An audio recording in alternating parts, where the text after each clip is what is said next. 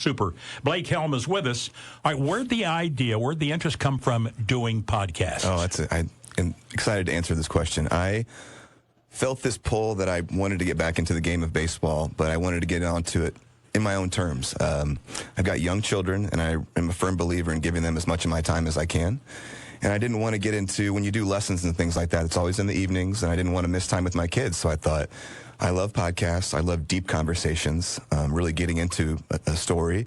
Let me see if I can start this with my friends and start talking about, deep down the rabbit hole. So I started with one of my best friends, Ryan Aper, former Lincoln Land guy, sixth-round pick. Yep. And I realized right away that we had something special and that there was heart to it. And then it kept growing and growing. And then I started doing more side interviews and putting in more production, more clips and whatnot. And it's been another part of it is when I was really first started struggling with some PTSD stuff from firefighting, it was a way for me to, at work, focus on something. So I would sit there and ruminate on these dark thoughts. And it was a way for me to immerse myself in just working on this podcast, making calls, structuring things so that I wasn't thinking about that.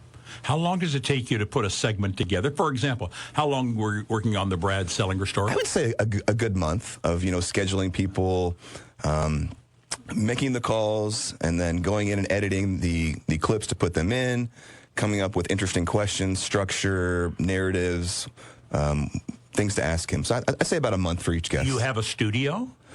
Yeah, well, it started off as my wife's office, and then we've slowly kind of transitioned it into mine because I kind of needed a space to have some cool stuff behind me, some baseball memorabilia and posters and things like that. So we've converted what was her office, she's been great about it, to more my office, I guess you would say. So now you are a staff of one? You have an engineer, like God bless Shaggy here today is our engineer. I wouldn't be on the air if it weren't for him. What about you? I'm a one-man band. It's and I hope someday that it can grow to a point where I can pass off some of these responsibilities. But I do all the audio, I do all the video, I do all the editing. I have taken my lumps learning all that, but it's been really rewarding to have no background in that at all and just figure it out. I am a tenacious, kind of relentless kind of a guy, and I think if you have enough of that in you, you can figure a lot out. So 81 people you've covered had stories about. Not necessarily 81 people, because some of those guests are 2 to 3 parts. I mean, Corey Erickson is 5 parts. Okay. So I don't have a count on the number of guests, but I'd say maybe 40-ish around that. How do you determine who's going to be a guest? I let the universe tell me. I know that sounds weird, but I look for little winks of, I see someone somewhere, or someone texts me and says, hey, this would be a great story. Like when I had thought about Brad probably a year ago, and then I saw Brad dropping our kids off at pickup at school, and I thought, that's it. That's all I need. It just felt right in the moment that I'm going to do the Brad Sellinger story, and then I started going through it, and all throughout the process of talking to people, I knew I was in the right place. This was a special story that needed to be told. How far ahead do you have? You had 4 or 5 that you're thinking about, or even more than that? I'm always working on 4 to 5 at a time because organically one will kind of work itself out to where it's ready to go. So I need to have stories kind of ready. So yeah, I'm working on 4 or 5 at a time. I've got a whiteboard. I've got all kind of things checked off and things to do. I get up at like 4 o'clock every morning to start working on this. It's a full-on passion of mine. All right. Tell me out when you realize you've got something going. When do they eventually come into studio to be online or on film with your videos? The majority of my guests are actually just on the computer. So really? I have an app called Riverside that I use where it's just us facing each other via computer. And I have like my studio at home where I will bring guys in. But I've only done live with video a couple guys. But I've done the local guys like the Jason Knadlers and the Justin. I used to travel, so I used to just go to their homes and just set up. But now that I'm doing video and it's scaling up, I'm having them come to my house. Are there some that stick out in your memory that are special? Yeah, and I sure. I say fine. That not making, if we don't mention not somebody. Not at all. No disrespect. Yeah. Ryan O'Malley sticks out. Why is that? Right away, so that was the first episode where I used clips, and I had this really touching clip of his dad talking about when Ryan was a young child. He told his aunt that he was going to one day play at Wrigley Field. And I played it the first minute of the podcast, and Ryan got emotional, and I thought, this is unique, this is different, we hit on something special here, I need to keep going. So then I knew that the clips were special, His story is just incredible. I mean, one of the best baseball tales of all time. P.J. Finnegan was one where I thought, this is what I wanted it to be. He was so engaging. He was ready to tell stories. He loves baseball. He's such a nut. Justin Knadler was really special. He had some awesome stories, and that guy had a 10-year career where he was everywhere in the big leagues and the minor leagues. Ben Hartle was really... now I'm just going to start saying they're all special, but those are the ones that kind of jump out to me right away. I'm just truly amazed. Okay, where can we see these? They're on all platforms. So Spotify, Apple, YouTube. Blake Helm, and go from there. If you Google the post-game spread, a lot of stuff's going to come up. Where can I see a list of all of those you have done? Well, if you go to those Apple or that Spotify, there will be just a scroll-down list of, the 80-something all right, episodes. Blake, are you making any money at this? I am, absolutely. Come on. How's that? I know, yeah. So I have no background in business whatsoever, and I've always said I'm illiterate in that way, but I've figured out a way to drum up some sponsorship and some money to keep, breathing life into it. As it's grown and scaled, I've upgraded all my equipment multiple times and all this stuff. So a lot of my sponsors are, entities that have ties to the baseball community. Like Bank of Springfield has a whole baseball team on that roster. Sure. Those kind, like Sicko Chiropractic, Milner Dentistry, Cardinal Cleaning, they all have these ties to the baseball community. It's just, I'm sitting here absolutely blown away. I think this is just fantastic. Oh, thank you. That's no, cool. it really. I have to watch one of them because I've heard a great deal about. Can you track how many people are watching it? I do see it. Yeah. Really? Yeah. Has there been some that have really knocked the socks off of it? Cam Appenzeller, so the sensation from Chatham Glenwood, who was supposed to be a first-round pick, ended up at Tennessee. It's by far been my most listened to guest. What was special about that? I just think that it was. Not only did he have the community's interests, here locally, but there was national interest in this guy. He was supposed to be a first-round pick, so, like I said, multiple audiences are listening to him, and just a really interesting. We did his podcast right before the draft, so I thought that was a really pivotal. What word am I trying to use here? Pivotal. That's not the right word, but anyway, yeah, pivotal. Yes, point in his life where, am I going to get drafted and get a couple $1 million, or am I going to go to the #1 baseball school in the country? So that was really special. All right, now let's talk about out of the military, probably before the podcast thing. Yeah. You decided you wanted to be a firefighter. Had you applied anywhere else besides Springfield? Yes. So when I initially did apply to Springfield, I didn't think I scored high enough. So I went on a tour of the country, like going to all these places. I went all the way to Asheville, North Carolina, and all these different departments to try to get hired. Come close? Testing. Yeah, I got actually selected for every single department. So. And you turned them down? Yeah. Why? I wanted to be in my hometown. I wanted to be around my friends and family. I have great parents, and they were really there for me growing up. And I was a bit of a knucklehead at times, and they got me out of some jams, and I wanted to be there for them as they aged. So tell me about when Springfield called and said, we're going to go to step 2. Elation, joy. I felt like my dream came true. My life is set. I now have a path. I have a career that I am excited about. It's great benefits, great pay. It was a dream. I thought my life is set. So you're hired by Springfield Fire Department? Yes, sir. First station house was where? Where did they send me? Station 9, so that would have been Chatham Road. Chatham Road by Schnucks. And was it everything you thought it was going to be? Yeah, for the first couple years, it was an absolute dream. I loved it. The camaraderie, the excitement, the fulfillment, feeling like I was doing something positive in my community. And then things eventually started changing. I always thought that there's no profession that I can think of that is more like athletic team Absolutely. than firefighters. Yeah, 100%. I mean, you may not necessarily like a person, not one of their favorite people, but come work time, you're on the same page. 100%. And you had to for your safety and for their safety and everything else. And that's what I've always admired. I can't speak that much to the police department. I'm not that familiar with it. I'm sure a lot of those people feel the same way. Yeah. But you guys and first responders, whatever the case might be, it's a team effort. I 100% agree, and I think that kind of goes back to that question you were asking earlier about why. And it's just a natural transition from someone that understands a team dynamic, feels comfortable in that, to transition to a firefighting career. Okay, Blake, at what point in your career, firefighter, did things start to change? Not necessarily a political change, not involved with anything else, but some experiences that you were going through. Sure. I have to be careful because of HIPAA laws, but there was a car wreck with some teenagers that was gruesome, and, you see the body manipulated and in ways that you didn't think was possible. And I didn't feel shocked in the moment, but afterwards I started just going throughout my day. I would be thinking about it and then ruminating and then circling thoughts about it. And those kind of calls started stacking up. So that was the first one you recall? Yeah, that was the first one that I remember. Just it started invading my mind, if you will. How often did this happen? Was it almost every call, or just where there were tragedies like involving children, wrecks, I had shootings, whatever? Sure. Well, I mean, all the calls accumulate. So even if it's not a super traumatic call, even in OD, even going to a nursing home and seeing someone that no one is there visiting them and they're not doing well, all these abuses stack up. But I think I had a rough run of some pediatric deaths and some really horrific ones that were just hard to deal with. And some guys get those spaced out in their career. Some guys don't get them at all. And I just had a 3 or 4 year patch where I had a couple infant deaths, a couple young children deaths, and it was just seeing a child leave this earth in front of their parents will change you.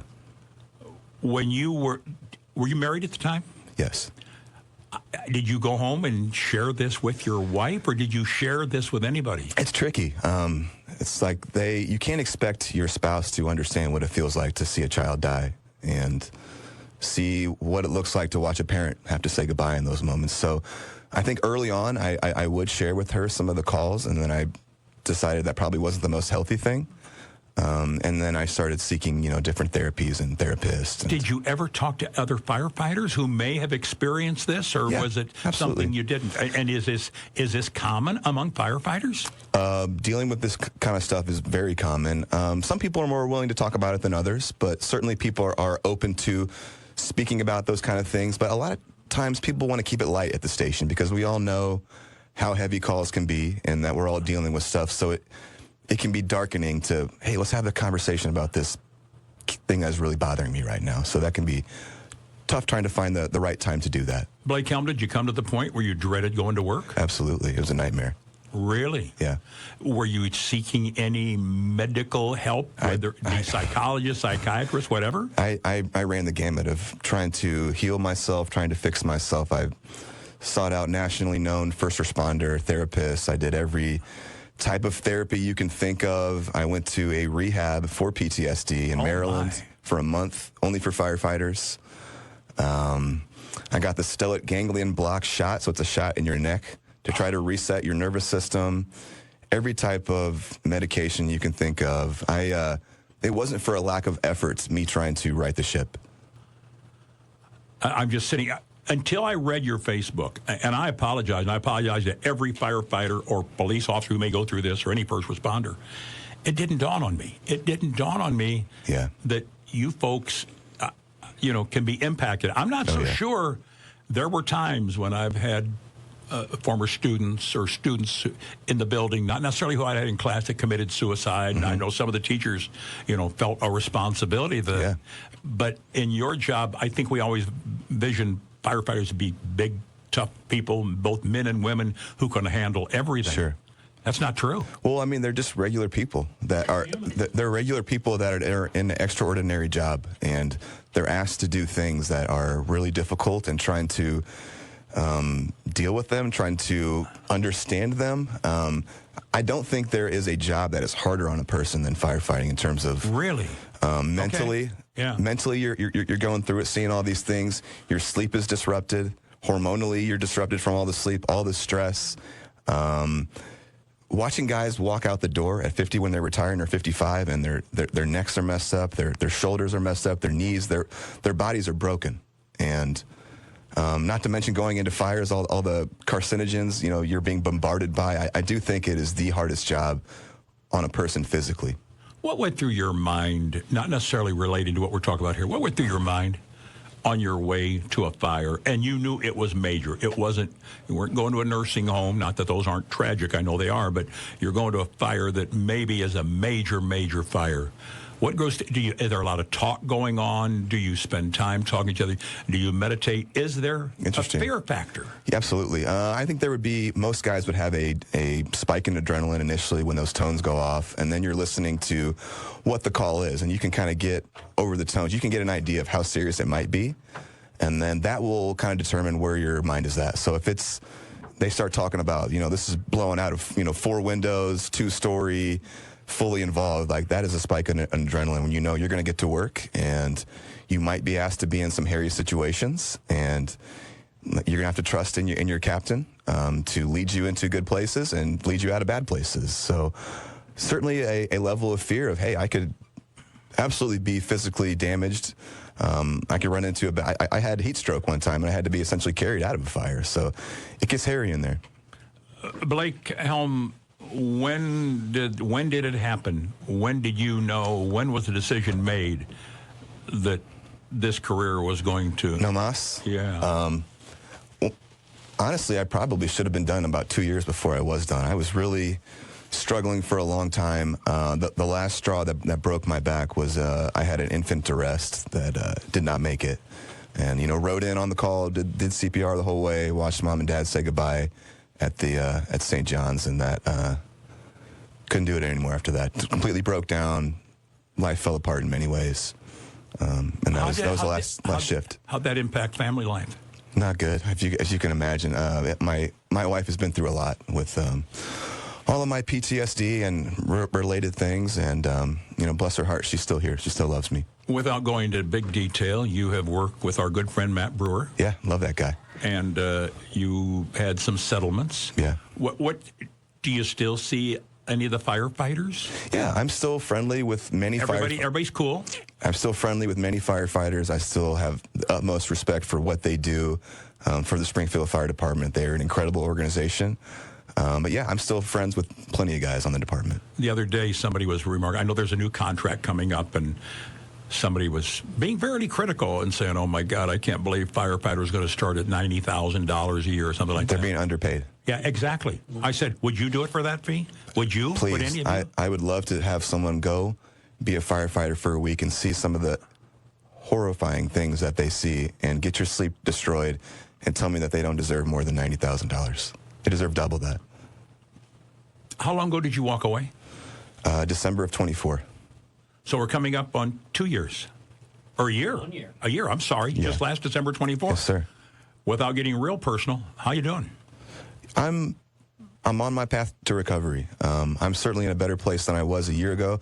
This time last year, I was in Marlboro, Maryland, at the Center of Excellence, a rehab for firefighters with PTSD. I never knew there was a rehab for firefighters, all based on your experience. Yeah, so it's just an experience for firefighters because they know it's such a unique thing and what we've been through, so it's just for firefighters. Is there any testing? I know people now are on this big test. We got to test police officers before they come on to make sure they're not going to make stupid and bad decisions. There's no test out there that's going to ensure everything's going to go well? No, but they do put us through extensive psychological profiling before you get hired. Like there's a 600-question psych test. There's an interview with a psychologist. So they certainly do their due diligence in trying to determine if they think you can mentally handle it.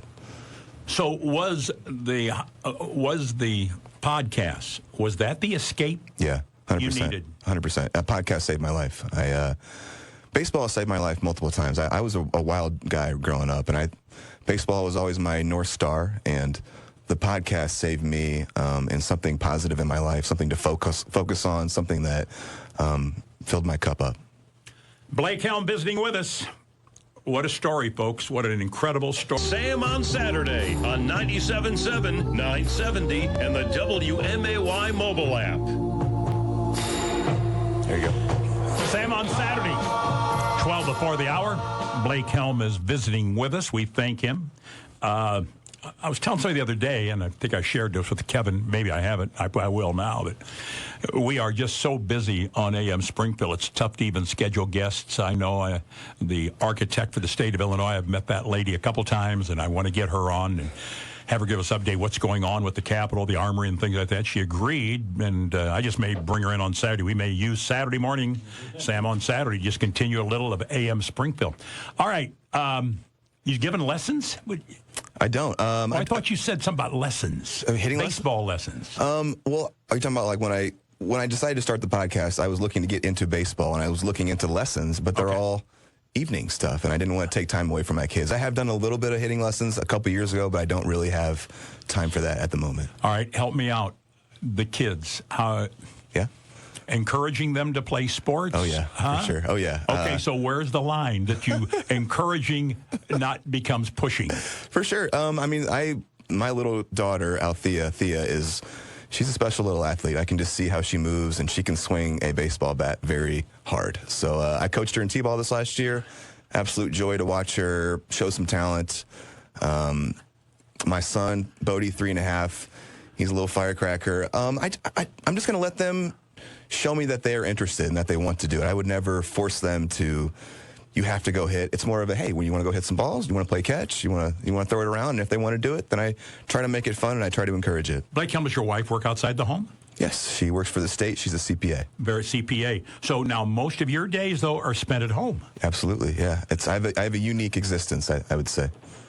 So there's always a parent home with the kids? Yes, I am. I have essentially turned into my podcast is my full-time job, but that I'm also kind of the primary parent that moves them around. I get them ready for school. I pick them up. I take them to appointments. I take them to practices, and that's really important for me to be there and be there with my kids. Tell me about your parents. What made them special? You mentioned your dad especially. Jim and Susan, yeah, great people. I think the biggest lesson I learned from my dad was to keep showing up. He had a really bad neck injury when we were little, second grade, and it kind of took him away from being able to golf, and some major physical ailments came from that. And he always showed up. He still showed up as a dad. He still coached, and that is a lesson that I've taken from him. My mom is a special person in regards to huge heart. She loves to help people. She loves to be there for people, and she will go out of her way to do that. So I really try to think I've taken a couple things from them in those regards. You think travel baseball is good? That's a great question. I think it's gotten a little out of control and watered down. I remember back in my day that it was only a couple teams in the area, and it was the best players on those teams. And now there's organizations upon organizations upon organizations. So I'm not in it yet to, I feel like, have enough of an opinion, but we're getting there. So what is motivating? It seems to be, well, parents, maybe more than the kids playing. What motivates them? Everybody looking to find a way to pay for college? Do they all think they're going to play on Saturday or Sunday, whether it be baseball, football, whatever? Yeah. I mean, you have to wonder, maybe they're trying to live vicariously through their kids, maybe trying to, get the career that they didn't have, so they're willing to pour all this time and money and energy into it. That's my thoughts. Okay, how are you going to handle that when your kids get older? We've already actually kind of had to cross that bridge, because moving from T-ball into coach pitch, there's actually like competitive programs for like 7 and under girls coach pitch. So we're going to go SSBA, just rec ball here for a couple years. And then if one of my kids shows me that they're more apt, that they want to do it, and they want to move in the direction of a more serious ball, then I'm for it. But I'm not going to push them into 60 games as a 7 or 8 year old. That seems kind of ridiculous to me. As a senior at Springfield High School, class of 203, where do you think you'd be doing at this stage of your life? Did you even give any thought to that? Yeah, I would have told you that I would be probably wrapping up I would have been a couple years out of my professional baseball career. I really thought I was going to be a big leaguer. So, but I mean, is that too high a standard to set? No, I mean, because those not at all. Blake, they're few and far between. No, not at all. And maybe I overshot, but that overshot kept me reaching, kept me working, kept me going. So that belief, that dream, was so important for me to keep going. So where does the podcast go from here? What's the next step? Yeah, so happy to answer that. My stories are growing nationally, so I am picking guys that have nothing to do with Springfield, but I am firmly entrenched in Springfield in terms of I'm going to do one local story a month. So it means something to me when you tell me that you like what I'm doing, or Jim Rupert says, hey, that was great. So the people that I respect in the community that look in my eyes, that means something to me more so when they tell me they like it than someone randomly on the internet. So trying to balance both. Brad Sellinger was the latest. Yeah. What about that story surprised you? How did any of it surprise Yeah, how insightful he was. Everyone was like, Brad's going to be funny, funny, funny. And while he was funny and humorous, I just thought he had some great takes on how he, looked back on his career. A lot of guys, I'll ask them if they have any regrets, and they're like, nope, everything was perfect how it was. But I love that he answered he did have some regrets, and he had some things that he would have done differently, because I think people listening can learn from that. Will you ever expand out of athletes? No. For example, Fritz Pfister standing here with us. He comes on next.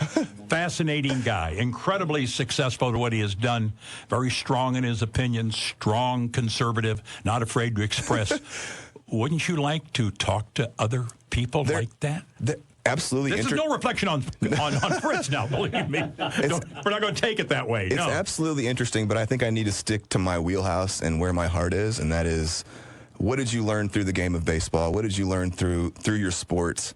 That is something that I'm deeply connected to, and I understand. So I think I need to stay in my wheelhouse there. So how important is sports to all of this, making you a complete person? I don't think anybody wants the tail to wag the dog, but what are some things you learn in sports that you're going to carry on the rest of your life? You learn how to get up off the floor. There's going to be failure deeply entrenched, especially in baseball. So I learned how to get up, how to keep going, how to persevere.